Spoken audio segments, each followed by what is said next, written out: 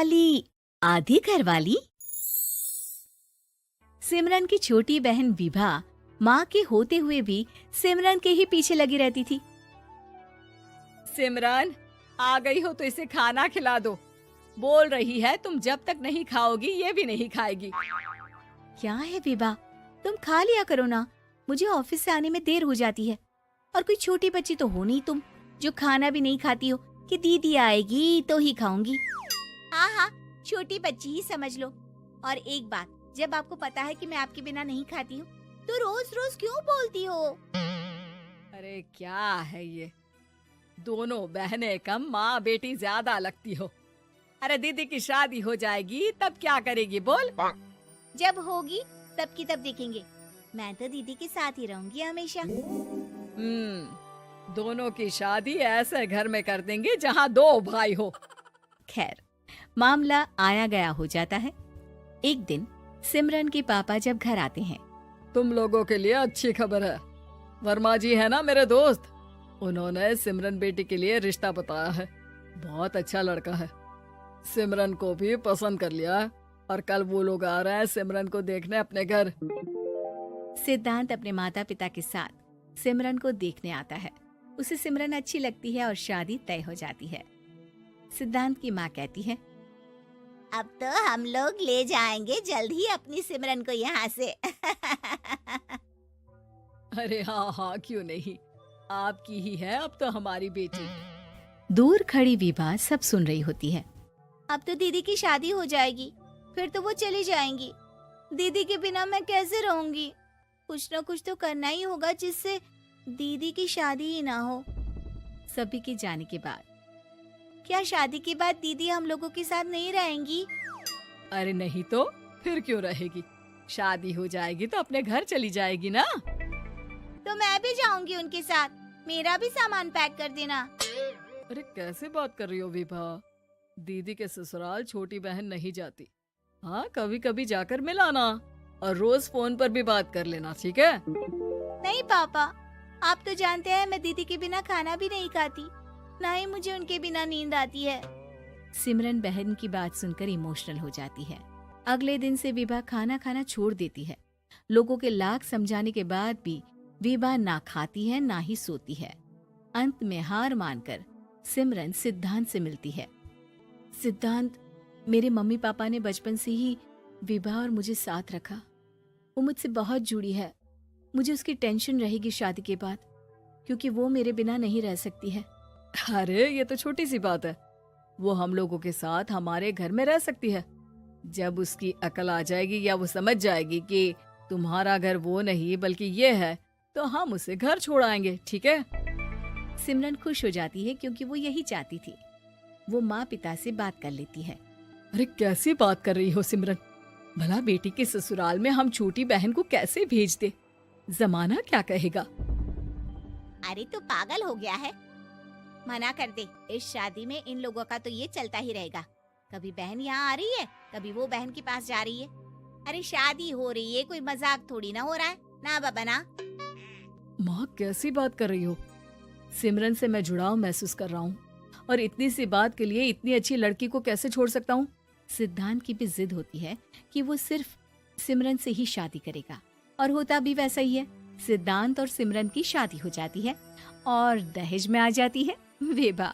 शादी के बाद बुआ सास कहती है, अरे माँ ना, साली आधी घर वाली होती है, लेकिन ये क्या, तुम तो उसे घर ही ले आए। तभी चाची कहती है, सिद्धांत को तो हम लोगों ने सीधा समझा था, लेकिन सबसे तेज तो यही निकला। अरे देखो कैसे दहेज तो नहीं लिया, लेकिन साली पर कब्जा कर लिया। सिद्धांत ने इस और तो सोचा ही नहीं था, लोग उन लोगों के बारे में ऐसी भी बात करेंगे। वो वहाँ से चला जाता है और चुपचाप अपने कमरे में लेट जाता है। क्या हुआ सिद्धांत, तुम अचानक से परेशान हो गए, कोई बात है क्या?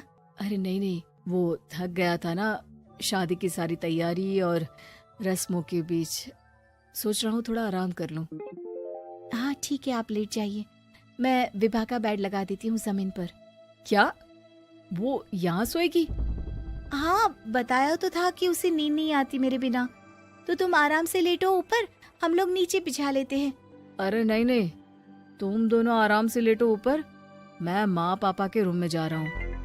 सिद्धांत वहाँ से दूसरे कमरे में चला जाता है, जहाँ सिद्धांत के पिता उससे कहते हैं, क्या बात है बेटा, तू उस कमरे में क्यों नहीं सो रहा? बहू से लड़ाई हो गई है क्या शादी के पहले दिन ही? अब नहीं पापा, वो दोनों बहनों को बात करनी थी और मुझे नींद आ रही है, तो मैं यहाँ सोने चला आया। अगले दिन सिद्धांत तैयार होकर ऑफिस जाता है। ऑफिस में लंच के वक्त दोस्त कहता है, क्या बात है सिद्धांत, इतना सारा खाना एक ही दिन में? हाँ यार, वो सिमरन को खाना बनाने का शौक है तो उसी ने बनाया है। यार हम लोगों की तो सिर्फ एक ही बीवी है, इसकी तो दो दो है ना। सिद्धांत को गुस्सा आ जाता है। कैसी बात कर रहा है तू? अरे तू तो भाग्यशाली है जो बीवी के साथ साथ साली भी आ गई।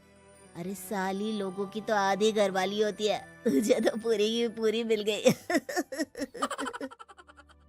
सिद्धांत का पारा अब 7वें आसमान में पहुंच जाता है। वो खड़ा होकर उस लड़के से लड़ने लगता है।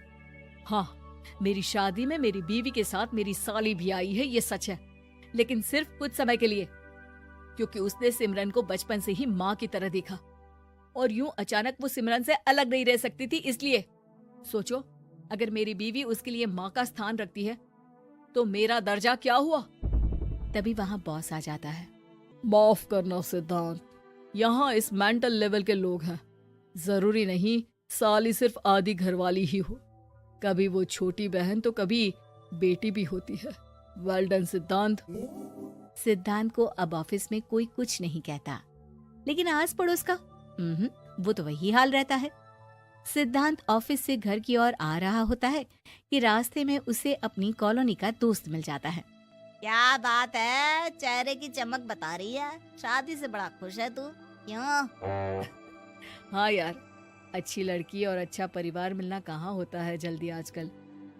यार हमें भी दिला देना ऐसा परिवार जहाँ एक के साथ एक फ्री की स्कीम चल रही हो। सिद्धांत को फिर गुस्सा आ जाता है। वो दोस्त को मारने के लिए हाथ उठाता ही है कि वहाँ विभा आ जाती है। अरे जीजू, रहने दीजिए ना, ये लोग नहीं समझेंगे कि इंसानियत क्या होती है। ये सच है कि दीदी से कैसे दूर रहना ये मुझे पता नहीं था। आपने मुझे दीदी के पास रहने का मौका देकर ये समझने का मौका दिया कि लड़की का असली घर उसका ससुराल होता है। मैं समझ चुकी हूँ, मैं जा रही हूँ जीजू, लेकिन मैं खुश हूँ कि आपने मुझे अपनी छोटी बहन समझा। सभी उन लोगों को देखकर ताली बजाने लगते हैं। विभा अपने घर चली जाती है और सिद्धांत खुशी खुशी सिमरन के साथ रहने लगता है।